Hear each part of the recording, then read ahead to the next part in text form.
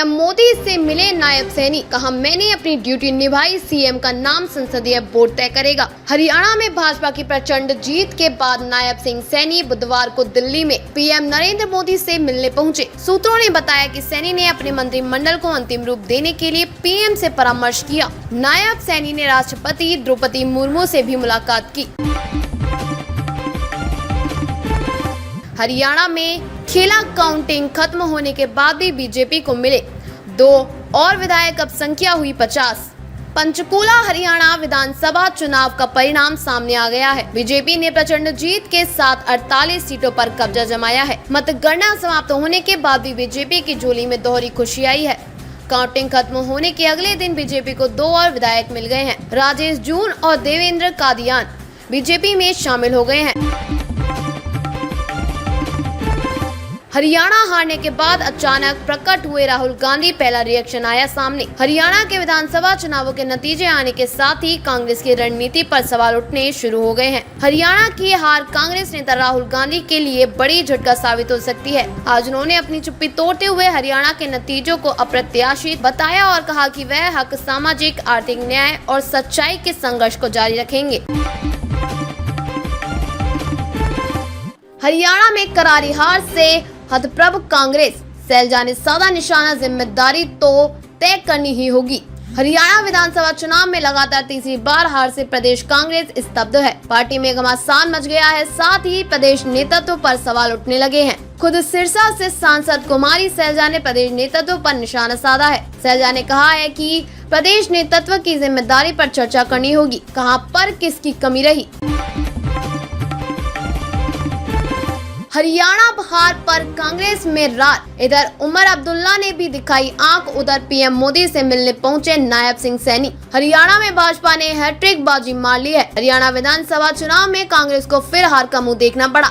हरियाणा में भाजपा लगातार तीसरी बार सरकार बनाने की कवायद में जुट गई है और एक दूसरे पर दोष मढ़ा जा रहा है कि वहीं भाजपा का कहना है कि नायब सिंह सैनी ही सीएम रहेंगे। इस बीच नायब सिंह सैनी हरियाणा चुनाव में जीत के बाद पीएम मोदी से मिलने नई दिल्ली पहुंचे हैं।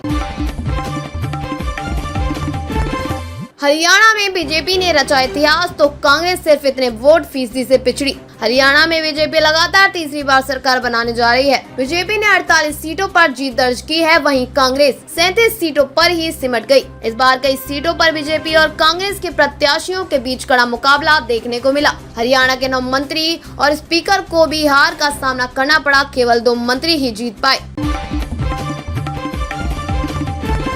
हरियाणा में तीसरी बार जीती बीजेपी, पार्टी के दफ्तरों में जश्न का माहौल। बीजेपी ने हरियाणा में हैट्रिक लगाई है। हरियाणा बीजेपी के साथ साथ गुजरात में भी इसका जश्न मनाया जा रहा है।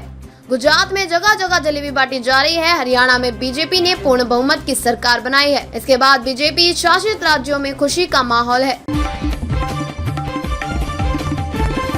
नूह दंगों में गिरफ्तार हुए मामन खान ने दर्ज की हरियाणा की सबसे बड़ी जीत। बीजेपी के देवेंद्र अत्री सिर्फ 32 वोटों से जीते। हरियाणा में बीजेपी 48 सीटें जीतकर लगातार तीसरी बार सरकार बनाने जा रही है। इस बार हरियाणा में सबसे बड़ी जीत फिरोजपुर छिरका सीट से कांग्रेस प्रत्याशी मामन खान ने दर्ज की है। नूह दंगों में गिरफ्तार हुए मामन खान 58,000 से ज्यादा वोटों से जीते हैं।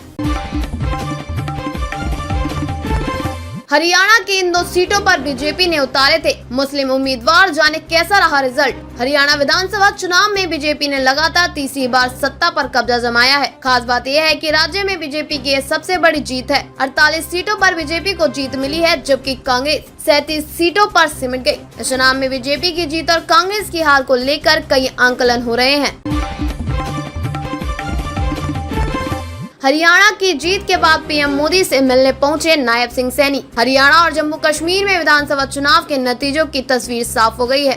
90 सीटों वाले हरियाणा में बीजेपी ने 48 सीटें जीती हैं, जो बहुमत के आंकड़े से 2 ज्यादा हैं। जम्मू कश्मीर की बात करें तो यहाँ की 90 सीटों में से नेशनल कॉन्फ्रेंस और कांग्रेस के गठबंधन ने 49 सीटों पर जीत दर्ज की है।